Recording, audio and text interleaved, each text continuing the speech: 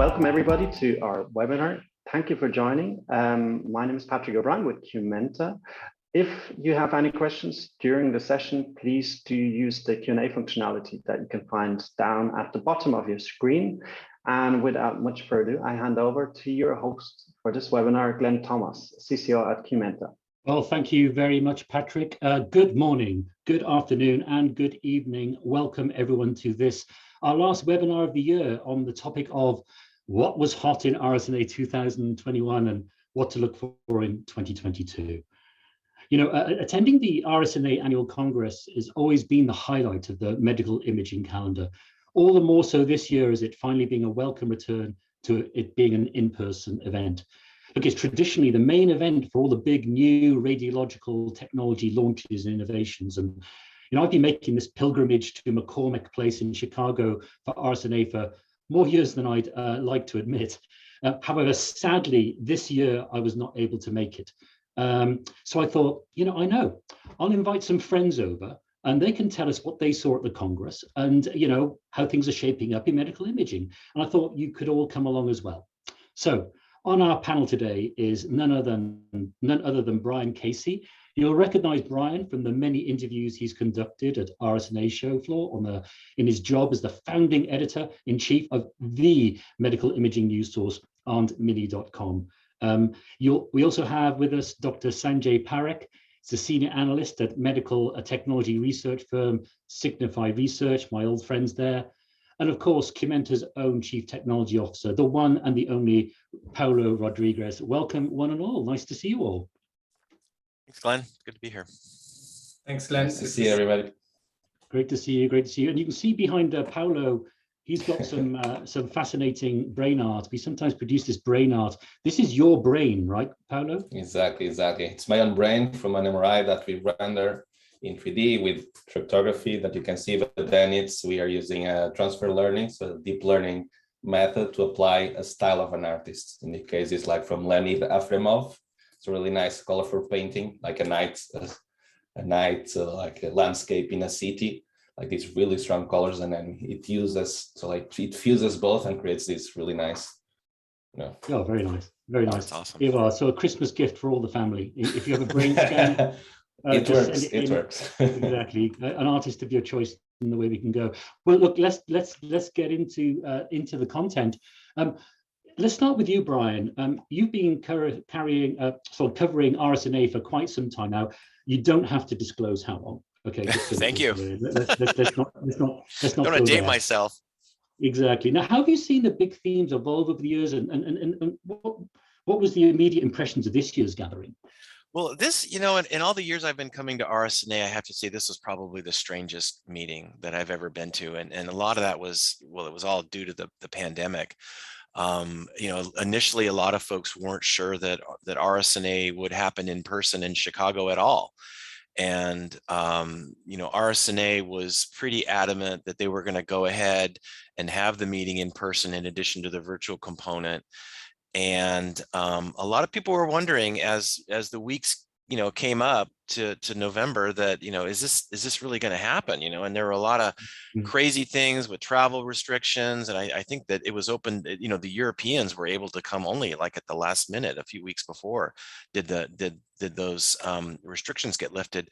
So, you know, going into this meeting, it was really a really weird environment, and then being on the ground in McCormick Place was just a really weird feeling, kind of looking around and going like, you know, there's definitely fewer people here than there usually is. And I think the RSNA itself said it expected about 19,000 people in person.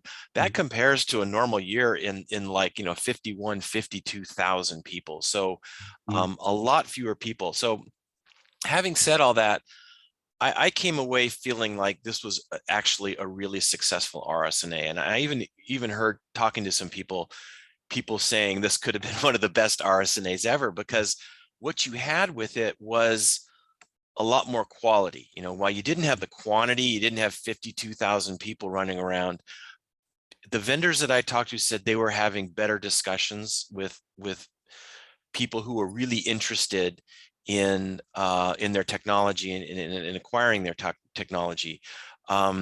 And they were, they were really pleased with the traffic. They got in their booths. They were really pleased. Everybody was really pleased with the quality of the discussion that they ran into. So I have to say, just if you, to get the kind of talk about the COVID thing, because that was kind of the elephant in the room there. I have to say the RSNA did a great job in putting this meeting on, and I feel like it was a big success. Oh, that's great. That's great. And good for them for sticking to their guns and making it happen. I think it was just the right thing to do. How have you kind of, when you thought about the show, and I'll shift to Sanjay in a second about, some of the developments he saw, but, I know this year, they continued with the AI showcase. How have you seen kind of some of the themes of the show evolve over the year compared to now? What's that been looking like?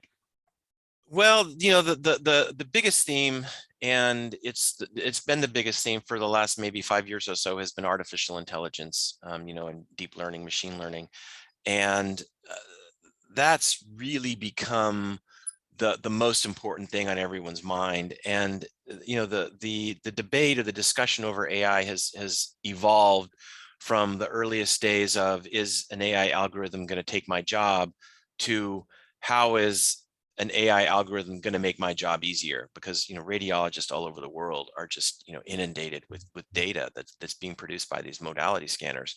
So what you saw at this meeting, if you had to come up with a theme, it was kind of AI gets real. We're getting to the point now where AI's been around for a while.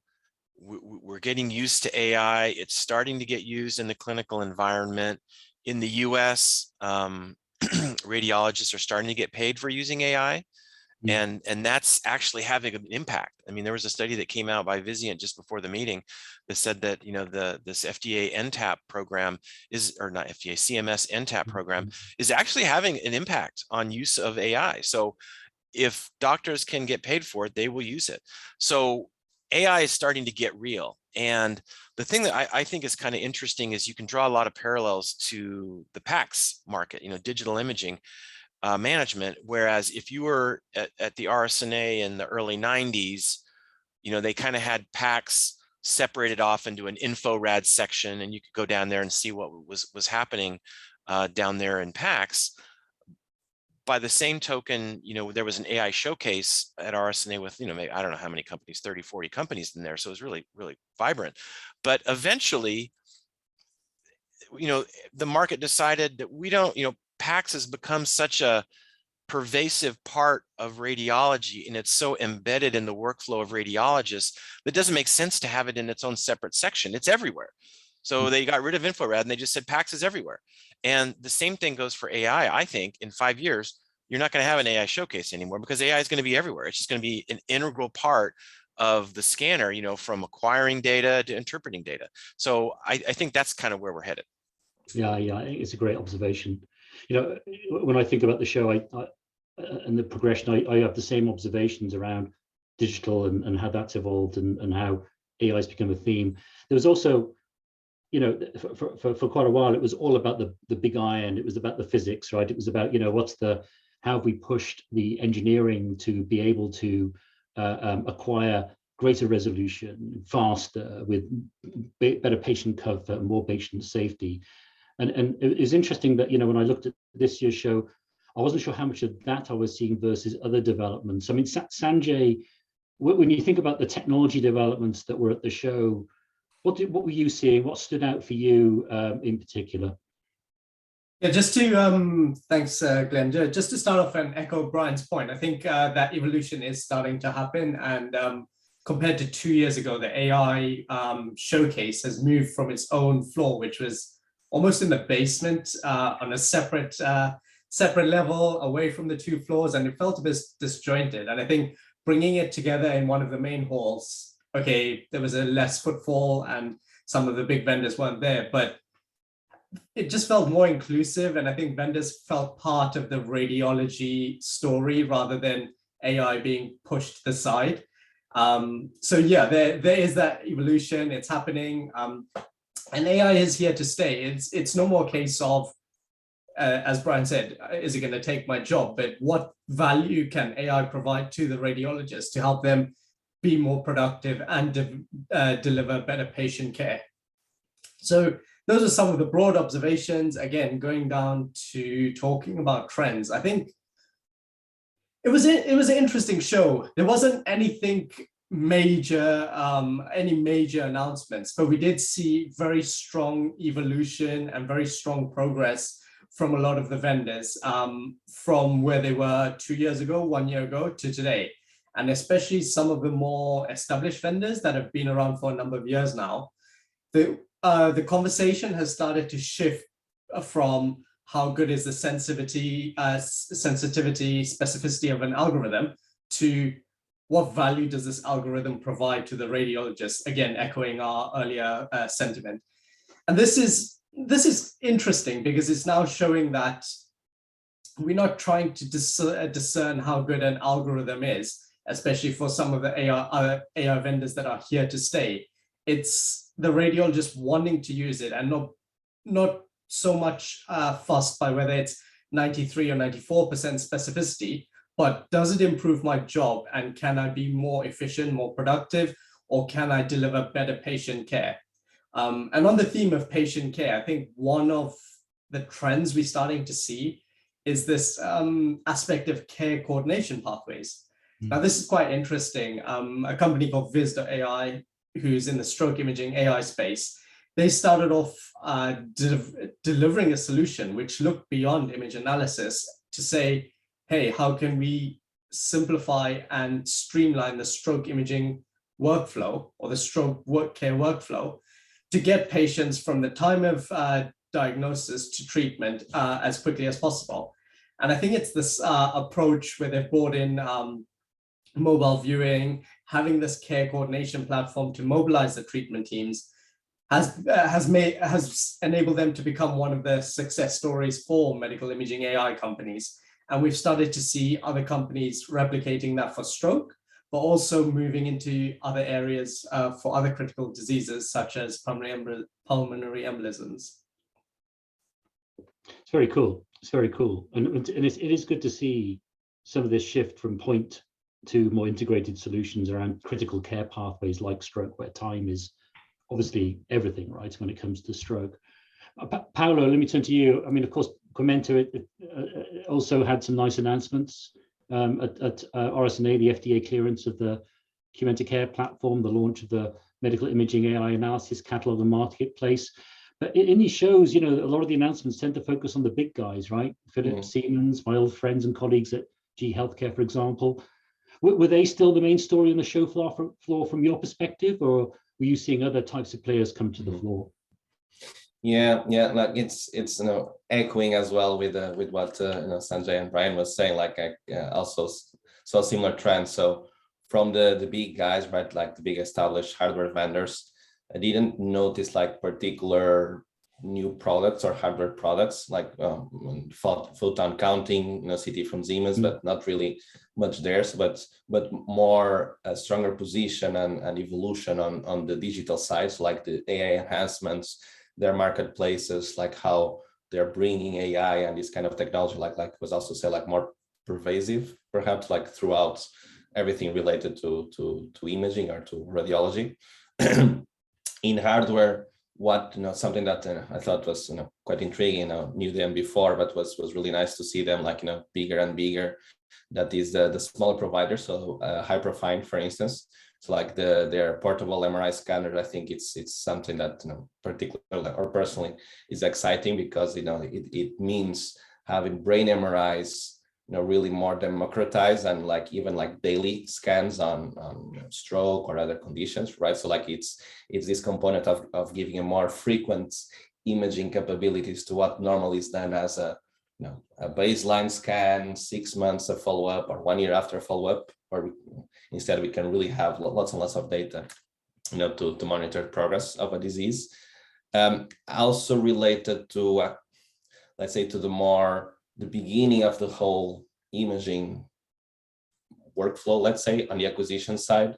Also, there's some interesting, you know, tech out there focus on improving the acquisition time or improving reproducibility. Like I'm talking about, like, you know, guys like SpinTech, for instance, where they're like, you know, having one particular acquisition sequence, and then that becomes faster, but then you can extract different modalities or different sequences out of it, or other super resolution kind of approaches. So I think that's also quite interesting new tech.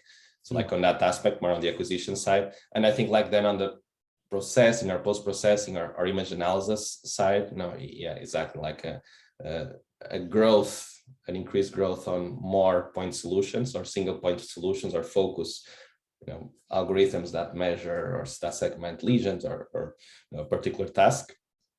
And being on the floor, also like feeling a little bit the frustration of those kind of like accessibility and how many solutions are out there, and like radiologists are getting a bit crazy on which one to pick or how to handle them.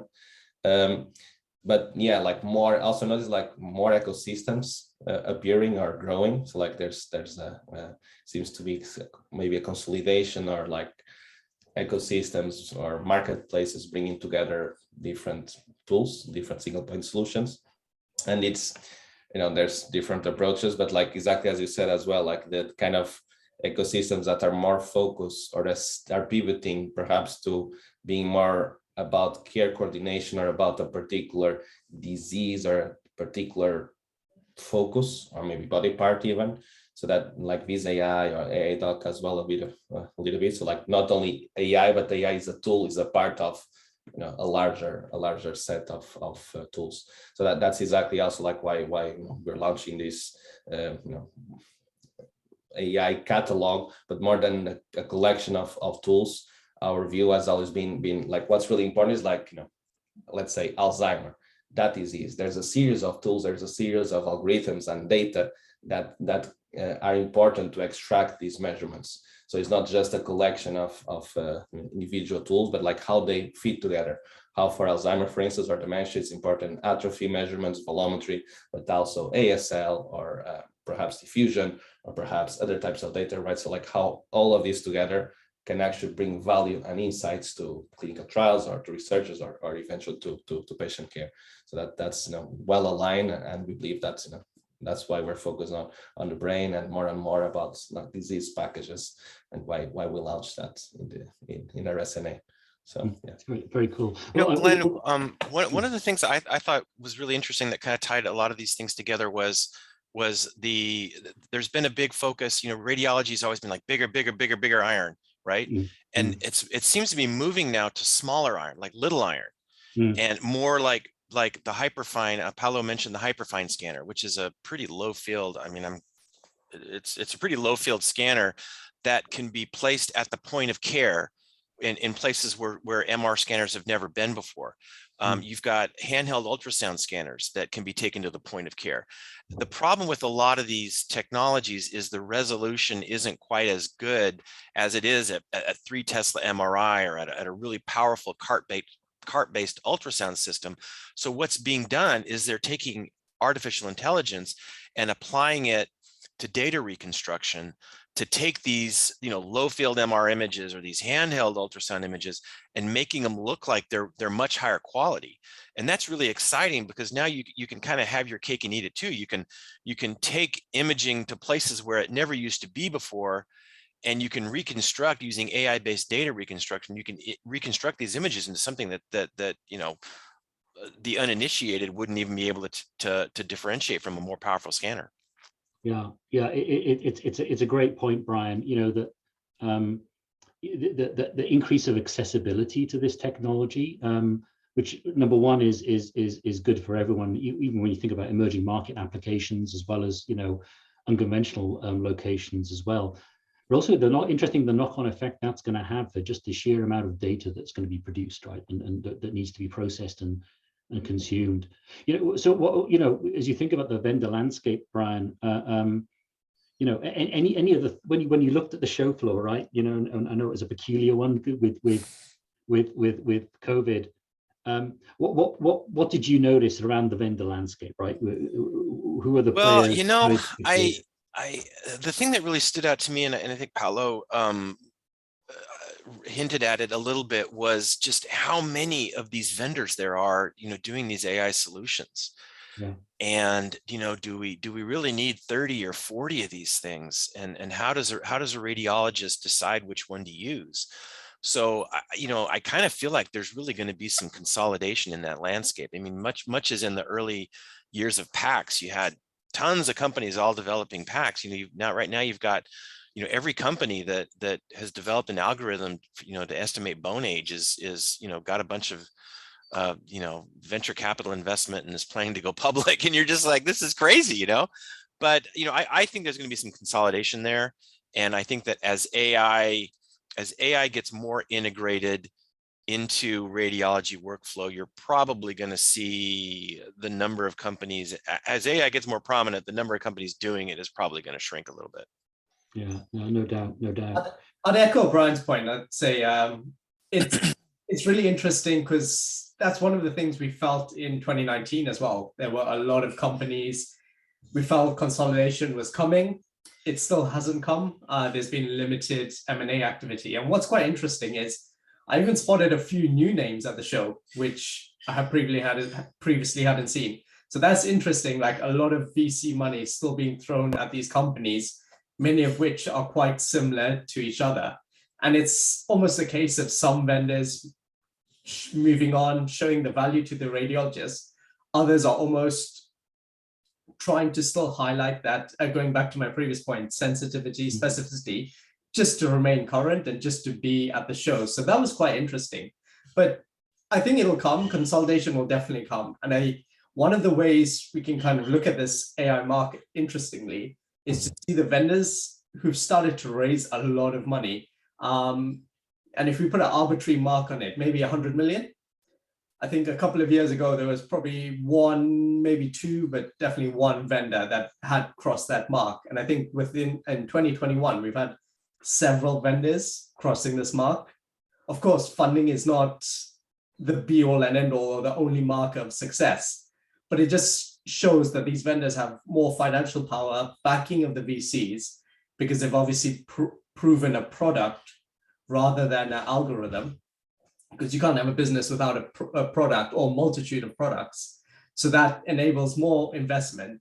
That means they can scale up. And I think it's going to be those companies that are going to gain traction in the coming months and years. And the ones that are struggling to get off the ground are almost going to be acquired, merged, or even fail in the long run. So yeah, definitely echo Brian's point on consolidation. And I think it's an interesting space to watch in terms of M&A activity, as well as whether companies survive or not. Yeah, I echo what Sanjay said. I was, you know, walking around and I was kind of like, God, I cover this stuff every day. I thought I knew all the players, and these people are coming out of the woodwork. I'm like, who are these guys? You know? But I also think, like, Sanjay's right. Like, as long as there's VC money willing to invest, there's going to be AI startups, and at some point there's going to be a sorting out, right? And we're going to see who the winners are and who the losers are. And I don't know how far away we are from that. I think there's a lot of other factors, you know, the health of the stock market and all that kind of stuff. But there's definitely a relationship between, you know, the investment community and what we're seeing on the floor at RSNA. Well, you know, I think, you know, hold that thought, because when I've got a question for you guys later as we look to the outlook, and be interesting to think about that that theme of consolidation and investment in that context. It is interesting you make the observation about a lot of VC-backed startups as well. My observation, I wasn't there, but from talking to people, was that in past years we've seen a lot more, let's say, emerging players, particularly from China and others, in Korea and elsewhere, that would come to RSNA that were perhaps a little less visible this time. Was that the case? Was that just a COVID factor? Was there something else going on? What was your and Brian, let's start with you, and then Sanjay and Paulo, what are your observations on that stuff? So the question is specifically what happened to the Asian representatives? Well, when you think about the new players on the block, right? We have a lot of the new VC-backed startups, but the other new kids on the block that have continued grown in RSNA has typically been emerging market players, Chinese players and others. Were they showing up in the show? Yeah, I saw some representation there. You know, there are at least a couple Korean companies that are actually quite advanced in AI and are really making good inroads, and so they were there. I probably would agree with you that there weren't quite as many Chinese companies, in particular the big iron companies. I think that a lot of that may have been due to the difficulties that people from Asia might have had in getting to Chicago. And, you know, honestly, I think a lot of the Chinese companies look at that show as a way to get in touch with their audience back home, you know. So I think they thought, maybe they thought, well, you know, our people aren't going to be here, so, you know, we don't want to come. But I did notice that as well. There seemed to be a lot fewer Asian companies there. Yeah. I'd agree and disagree in a sense. I think the Korean vendors were still there in pretty much full force. As Brian said, a couple of them big ones who've been around for a few years were there. There were a few new names which were from Korea, but I think, yeah, the Chinese vendors were missing, especially on the AI showcase. And I think one of the main reasons, speaking to a couple beforehand and a couple who had representatives from Europe and America, was basically COVID and quarantining and the challenges of getting to and from Chicago without having a loss of business time. So I think that was more the case. I think maybe we should wait until we have a true RSNA without COVID impacting on us to make that judgment, because we'll come onto it again. But as we go into the funding, I think there is that shift going from west to east of funding, interest in AI, and there's a lot to talk about there as well. So I can definitely hold on to that point for you, Glenn, for later. Yeah, no, please do. I think it's just an interesting observation, just because you know how a system is performing when it's under stress. And when you think about a healthcare market as it is right now, the technology marketplace and the healthcare marketplace is under tremendous stress as a result of the pandemic. And if you are selecting technology partners of choice in your marketplace, I think it's always interesting to see who's able to show up in these situations, because we're likely to be living with the pandemic type dynamics for quite some time, right? So I think for me, it's an interesting observation, less about, you know, technology advance and more about market access and you know, the practical stuff that your radiologist wants to deal with on a day-to-day basis. Let's shift over topics a little bit. We've covered some of this, but I just wanted to kind of, you know, wrap our heads around this topic. You know, the whole kind of AI, digital and data. You know, Brian and all of you have said this has been the buzz theme for the last 4 or 5 years. Where are we on the maturity curve, guys? So we talked a little bit about, you know, there seem to be 1,000 flowers blooming right now. You know, what stood out for you in terms of what's emerging and what are the themes and how do we see this moving forward around digital and AI? Let me start with you, Sanjay, then I'll go to Paulo to give Brian a quick break. Yeah, I think echoing what the sentiment from the whole panel here, it's this case about value to the radiologists. It's no more about single algorithms being sufficient. It's what value can you provide? If you're an AI vendor, do you have more than an algorithm? Has your algorithm evolved to a solution?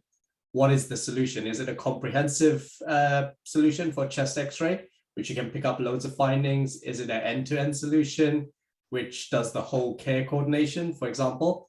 If we think about the imaging IT vendors, we've seen them holding back from native developments of AI algorithms and AI solutions for image analysis on the whole. Obviously, there are some notable exceptions, but I think it's quite interesting that they've focused on the bigger picture, the integration, the platform into the packs, and how they can address the challenges around deployment, orchestration of AI, etc., which these AI vendors haven't done. That theme started off last year and it's continued strongly, and we've seen a few more announcements on that side of things. And even some of the AI vendors moving into the space and realizing that you can have a brilliant algorithm. It can be the best deep learning technology out there, but if you can't get it to the customer, there's no value in it. So it's a case of thinking beyond just developing this tool or this solution, of how you get it into the workflow, how you maximize its value in the workflow. And I think now the question we're left with as vendors start to address these challenges is, and before I go on to that question, we're also seeing partnerships in this aspect. So AI developers partnering with other AI developers to create more value by offering a broader portfolio of solutions. We've got AI vendors partnering with imaging IT vendors, again, to be on these platforms, either for market prominence, to show their name, or to say, hey, it's an easier route to integrate our solution into an existing PACS and enterprise imaging workflow. But as I indicated earlier, the question that now remains is, who's going to pay for AI, and what are the business models around this? That's the challenge we see. It's all well and good having these trends, but AI, and we have seen, as Brian mentioned at the beginning, some vendors or some providers starting to pay for AI, but I don't think no one's cracked the answer, or no one's got the answer about what's the right business model, what's the way to approach customers. And then the question about reimbursement. I think when we start to unlock those, we'll truly see the exponential growth of AI. One, in America, even though they're more mature than other markets, but then more across the globe as well, because radiologists will feel that they're getting value and they're not paying out of pocket for these solutions. Yeah. Paulo, what's your take? Yeah, to add, echo as well in what you're saying. So like, there's a feeling that there's like this continuous emergence of single point, right? Single point solutions, more algorithms, and some of them are more tools, and some of them theoretically having the same outcome or doing the same kind of task, like especially like the older types, like volumetric, like I'm talking about brain. It's like this the more mature type of AI tech, perhaps. So there's several of those and new ones, and there's like a fragmentation perhaps on regional. So like some of them on a particular country or in a particular continent.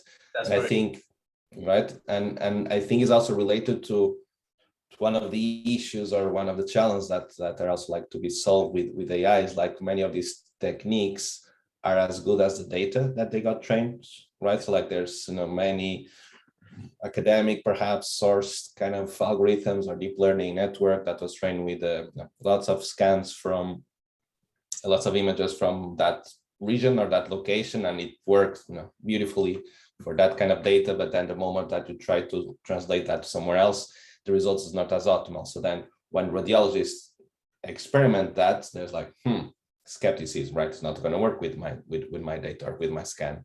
So there's a bit of that. And so the large amount of AI tools and vendors, and this kind of like skepticism, is it working or not? Like kind of the feeling that we were actually not on the AI building or showcase, but on the other side, and we're like several people passing by and giving that feedback, like get confused, like so many vendors out there, I don't know what to pick, like why one is better than the other. Perhaps it's better for some cases, but not for the other. So like, and how to use them, right? So like the thing that was missing there as well is or the other challenge, I think, is like this being embedded or accessibility of the tools, like having them actually being useful or being used or accessible by who needs to use these tools, but they are like part of their workflow. And even if there's like multiple tools that maybe vote or read the same images, like how to bring all of that together. So like how to connect the dots between all these type of tools. So I think that's one of the things that these two challenges, perhaps, like having a bit of the value of like this disillusionment in the AI solutions right now because of these challenges, and yeah, the value or the reimbursement. So like I remember actually like this little like report or from Rsna like every day, and there's like this study that I remember that talking about that, about the reimbursement and how, at least in US, like showing the value of AI applications. And the report, actually, like the survey, was that the centers or the healthcare centers were not so much interested, which I found interesting, but so much interested in how in tools that would speed up or make the workflow of their radiologists more efficient. But actually more interesting was if they would have more patients or more returning patients to their facilities.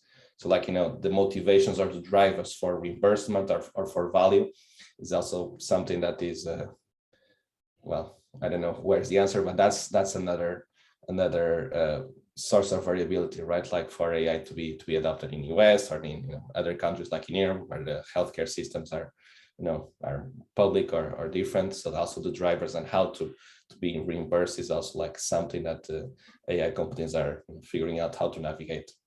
But so that I think that there's two. So like emerging, the value is there. It's not like a buzzword or like some years ago. There's always something that appears like what was appears on the big data or like this kind of like between keywords. Everything was big data some years ago. Now everything is AI, but it's actually here to stay but it's a pervasive tool everywhere. But is maturing and at the adoption. I think what's interesting is you talk about the pervasiveness of AI. It's going to help with healthcare beyond just radiology. So when hospitals say, well, what we really want is we want to get more patients in, AI can help with scheduling. Yeah. AI can help. I've seen studies that say that you can use an AI algorithm to figure out which patients are most likely to be a no-show for their MR exam. And it says, oh well, this patient lives this far away and they've got these comorbidities and these demographic issues. AI can help figure that out, and so it can help you. It's going to apply to so many different areas of healthcare operations beyond just radiology, and that's where it starts to get really exciting. I mean, it's not just looking at an image and saying if it's got cancer or not. I see. Like I talked about data reconstruction a little bit earlier, but I see that as really being one of the areas that's really exciting for AI, and not only taking low quality images and making high quality images, but taking images acquired at low levels of radiation dose and making those better so that patients are exposed to less radiation. I mean, that's going to be a really big application. So there's a lot of stuff there. To go back to what Sanjay said, I think that what we really need are use cases. And the vendors are starting to come up with those. For example, you're starting to see mobile X-ray systems that have built-in AI on board. The AI is built in on the mobile X-ray because, they're taken outside the radiology department. And so the technologist acquires a scan at the point of care, and AI does a quick run through on that and flags the image and says, hey, you might want to take another couple more images because I see some weird stuff in here. And that's a use case where it's not a radiologist sitting at a workstation running a bunch of algorithms to figure out what's going on. It's something that's being done right at the point of care. So I agree that we're starting to see more use cases. The workflow issue has got to be dealt with. What's the best way to deliver AI algorithms to radiologists? We can't have them downloading individual ones. We've got some folks that are developing ecosystems, or nobody seems to like the term marketplace, but that's kind of what they are. But ways that we can, how can we integrate AI into the workflow of radiologists, maybe without them even knowing it's running? I mean, that would be the nicest. Like with PACS, nobody ever really thinks about, oh, I'm going to load it into the PACS. You just do it, and I think that for AI to be successful, and I think it will be, it ultimately has to run that way. It's a great reminder, Brian, and all of you, that often with AI, people go to try to, after these exciting things, whereas often it's actually the mundane problems that need to be solved to improve outcomes. And solve a big mundane problem, and you'll really improve outcomes for the health system and for people. And it's interesting that you know, in the QMENTA shop, you know, we have some super smart AI algorithms around analyzing brain images, but some of those valued algorithms are just things to do with simple management of data, so that people can manage data without a heavy lift, and that's often what people get most excited about and are willing to pay for. When you talk, yeah, go ahead, Glenn. When you talk to radiologists, you know, they're being swamped with all this data and and some of the things that they need the most help with are like you said, the most mundane things. Mhm. You know, the basic chest x-rays or the screening mammograms or the things that like just, you know, they got to just grind through these things. And you know, if they could offload that to an algorithm that works really accurately to flag the things that they need to focus on, I think that they would feel like it's freeing them up to be better doctors. So I think they would welcome that. Mm-hmm. Yeah, absolutely. It's like the AI is in the end is a tool, right? So like a tool that the mundane or the repetitive tasks, the kind of things that can be automated, like the computer can make those tasks much better and faster. So let's leave the computers to do those tasks, but like the added value, like really on the radiology, the experts, the people that, you know, should focus their energy on really those particular cases, or that attention, or, you know, on what's new, on what's difficult. Yeah. It sounds like, guys, we need to start a movement, boring AI. Okay, we need to start a boring AI movement. Just don't tell Elon Musk that. He'll have a company up and running in a couple of minutes. Well, look, guys, we're going to wrap up pretty soon. I've got one last question I wanted to put to you. We've touched on some of these things. I'd love to either recap or get some additional insights from you. But look, RSNA, it's a point in time as the year progresses. It's a good little snapshot of what's happening. It also gives us a good indication of what's coming, right? When we think about the year ahead or the years ahead. What are your takes on medical imaging, on radiology, as we look out post RSNA into 2022 and beyond? What are the themes that come to your mind? Let me start with Sanjay. Sanjay, what are your thoughts?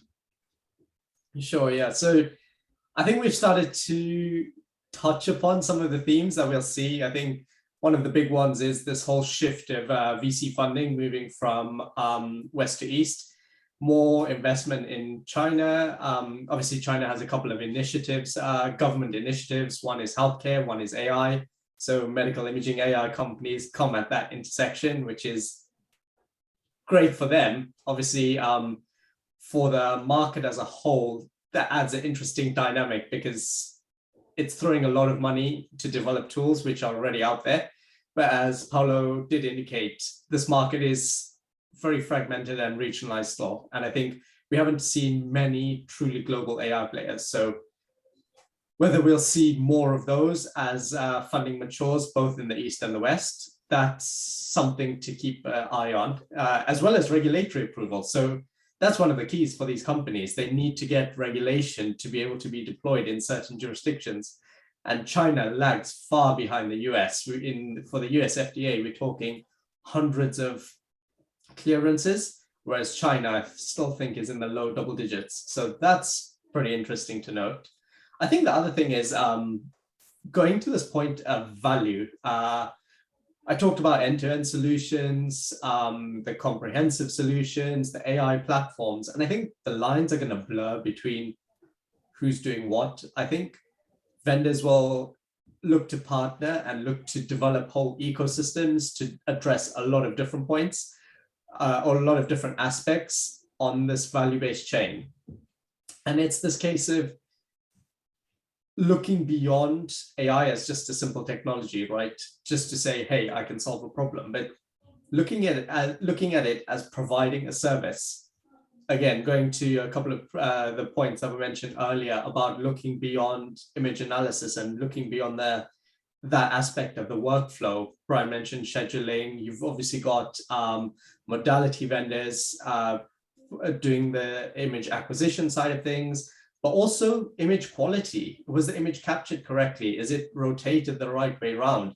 Those aspects are becoming, we're seeing a lot more modality vendors develop native tools to it's supporting the technologist rather than the radiologist. But by the time the image gets to the radiologist, it's the correct image and the correct orientation rather than incorrectly captured or upside down, which adds a whole backlog, a whole strain on the backlog of radiology already. And then even further downstream of the chain is elements of structured reporting, which we haven't mentioned that much on this discussion, but I think that's another area ripe for growth, where it's getting these high, like very data intensive AI like findings and getting them into the radiologist report and doing it so in an efficient manner where radiologists are not copying single digit numbers or having to measure pixel to pixel and then type that number into the report. Automate all of that, get the radiologist to focus on what is the right diagnosis for the patient, what is the best outcome for the patient, and deliver higher value, better care to the patient and higher value to the provider, rather than doing, again, these mundane or repetitive tasks. So I think, yeah, it's thinking of the bigger picture. We're going to start to see this whole coming together of all these disparate aspects, and 2022 might be a bit soon for a lot of this, but we'll start to see the first waves, and hopefully within the next couple of years, more establishment of market leaders and success stories in the different ways that all these solutions and offerings come together. Yeah, it's a great observation. It'll be interesting to reflect on what the catalyst's going to be for some of those things, right? Because it's often I don't know, like a big private equity firm who goes on we're going to own the space, or it's a big industrial player that decides that they're going to be the one that takes this stuff on and starts to consolidate these players. But something has to catalyze that. What is reimbursing AI, truly reimbursing AI? Yeah. Paulo, what's your take? What should we look for? I think something that there's already like a trend, and I think will keep on going, is like this, explosion or like bigger and bigger amounts of data, and especially like talking about neuro and what we were discussing before as well. These new portable scanners, that just means even though lower resolution means having an MRI scan potentially every day. So that's like already more and more data and complementary types of data, right? Where we would have multi-resolution as well. So a normal field scan, then portable low resolution, like much more frequently, again like high field. It's like the combination of that. I think it's happening already, and it's quite exciting actually. Like it opens up also the the opportunity to monitor the progress of a patient or of a disease, new biomarkers, really monitor what's happening inside the skull. And also related to that, I think the agglomeration and consolidation of other types of data.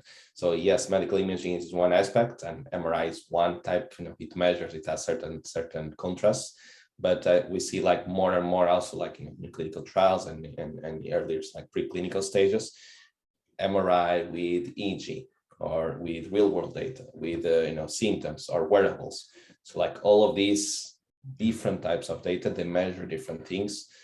So they give different clues that then we see that I think that this trend more and more of how to bring all of this together to have outcomes or quantified objective outcomes to understand how is the disease progressing or even predict what might be the outcome for a particular patient.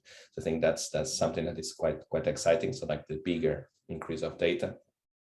And probably like what to also be talking is like that we're also covering like the consolidation, right? Or what kind of consolidation we might see happening. Are these single point solutions merge between themselves as on the same type of tool or algorithm, or on a body part, or on a disease, or regional? I don't know what are your thoughts about that, or your guesses, not for sure telling, but what kind of ecosystems might be appearing out there. Yeah. I think that's the other one.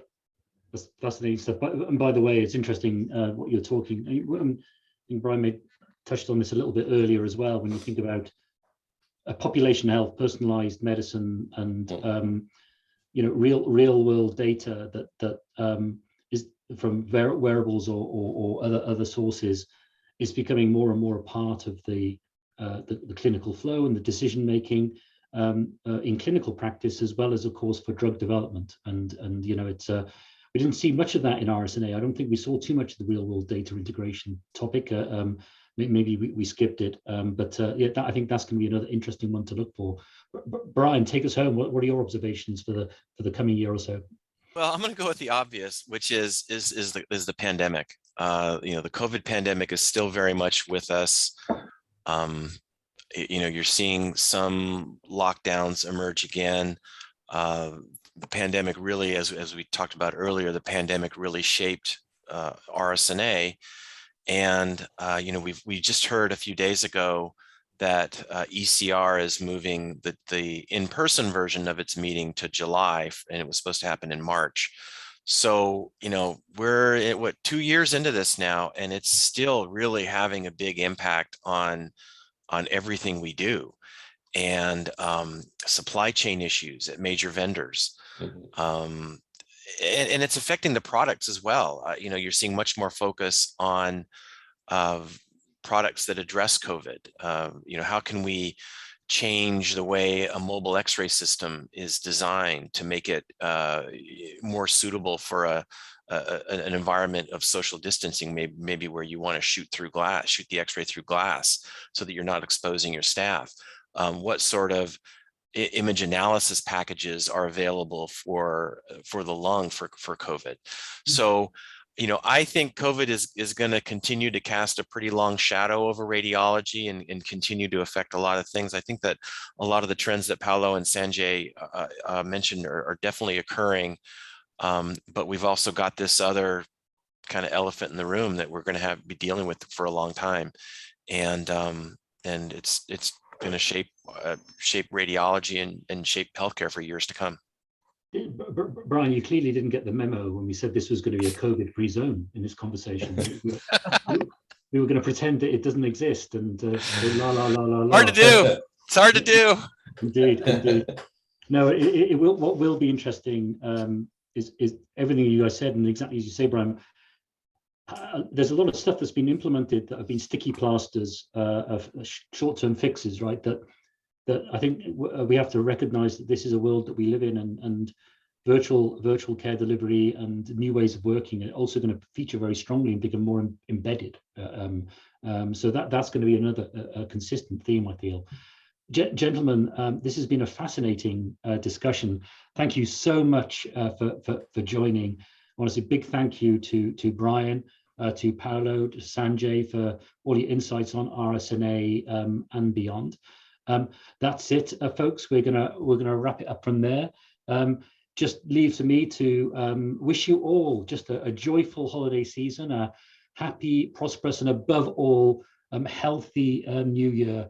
Stay well, stay in touch, and we'll see you in the next webinar in 2022. Take care, everyone. Bye-bye.